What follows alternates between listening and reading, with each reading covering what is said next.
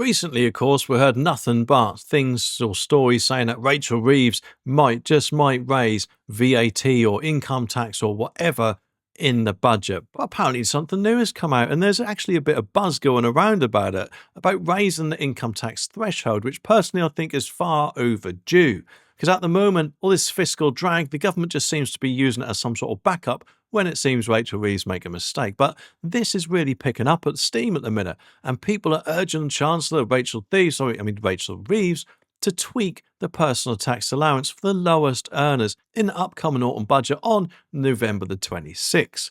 The worry is, of course, that this fiscal drag, where a lot of people who, especially those who earn the least, are getting hit with taxes, more taxes than what they should be, in my opinion. And the reason for that is, of course, the income tax threshold has been stuck at $12,570 since 2021. And since that time, more and more people have been brought into paying tax or even higher tax because it's been stuck. And with inflation and wages going up, more people are finding themselves in that boat, aren't they? And of course, there's a new petition on the Parliament website which has almost hit 10,000 signatures, which means the Treasury has to respond. But remember, if this actually hits 100,000, it could lead to a debate in Parliament, putting more pressure on Rachel Reeves, along with, of course, pressure on Keir Starmer, on not only this, but digital ID cards as well.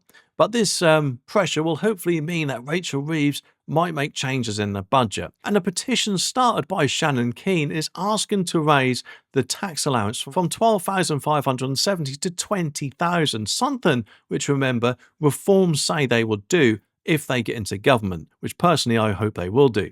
But it argues that this would help with rising costs like rents, mortgages and utility bills, and make it easier for families to afford returning to work after having kids. Because yes, the more money that is in our pockets, the better, isn't it? Rather than the government's. When let's face it, the cost of living crisis is just making things go through the roof, it seems. But this isn't the first time people have petitioned about this either. Earlier this year, a similar petition got a whopping 281,792 signatures, leading to a parliamentary debate, where the Treasury said it would cost something like £50 billion, or a Rachel Reeves black hole, if you want to call it that.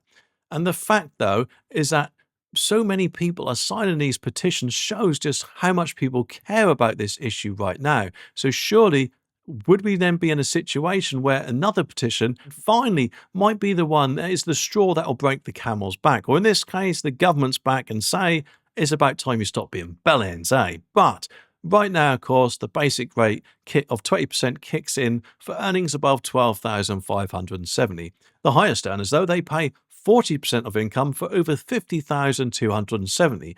And both of these thresholds have been frozen, remember, since 2021. But during a debate earlier this year, the Liberal Democrat Daisy Cooper highlighted the public's strong sentiment, calling it a cry for help from families struggling with the cost of living crisis. Because let's face it, I don't know about you, but it's fast seeming that whenever Tesco's, Asda, or whoever shop I go into, it seems that they have a big smile on their face knowing that they've just put up their prices on one or two things that I might want to get. And these prices, admittedly I could be wrong, but from what I remember before COVID, prices they only used to go up a few pence here and there. Now, they nearly go up by 50p or a pound on some things at once, it seems anyway. And it just appears that supermarkets just count on the fact that we'll just pay it no matter what. And that should not be the case.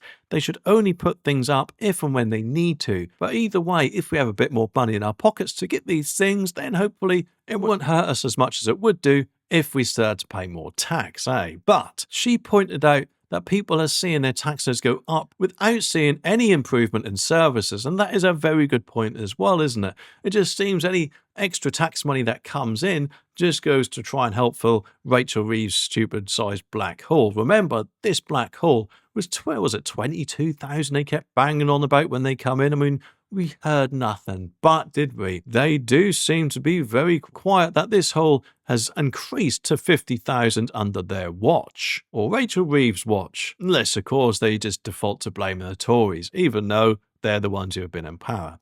But on the flip side though, presumably the government's penis head in this case, James Murray, The Executive Secretary to the Treasury warned that raising the tax threshold to 20,000 would be super expensive, costing over £50 billion. Well, I'm sorry, James, but before this got frozen, the government never seemed to have a problem before raising the threshold every year, did they? So, why can't you do it now?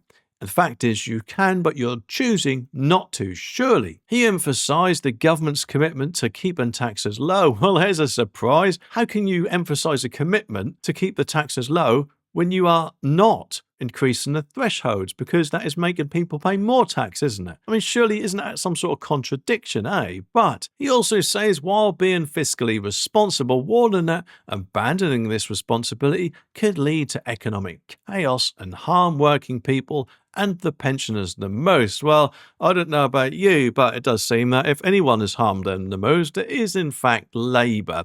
Because didn't they freeze the winter fuel allowance for all the vulnerable people out there to do a massive Keir Starmer belly dance and U-turn and give it back to them later on this year? Then, of course, we have Rachel Reeves putting stamp duty up to 5% for second homes rather than 3%. And not only that, by changing the allowances, as far as I'm aware, of stamp duty in general. So there's another contradiction for you there, James, but it's a bit of a balancing act, and one which unfortunately Labour, in my opinion, has got no idea how to solve and is far from qualified to how to solve. And the sooner as they get out, the better.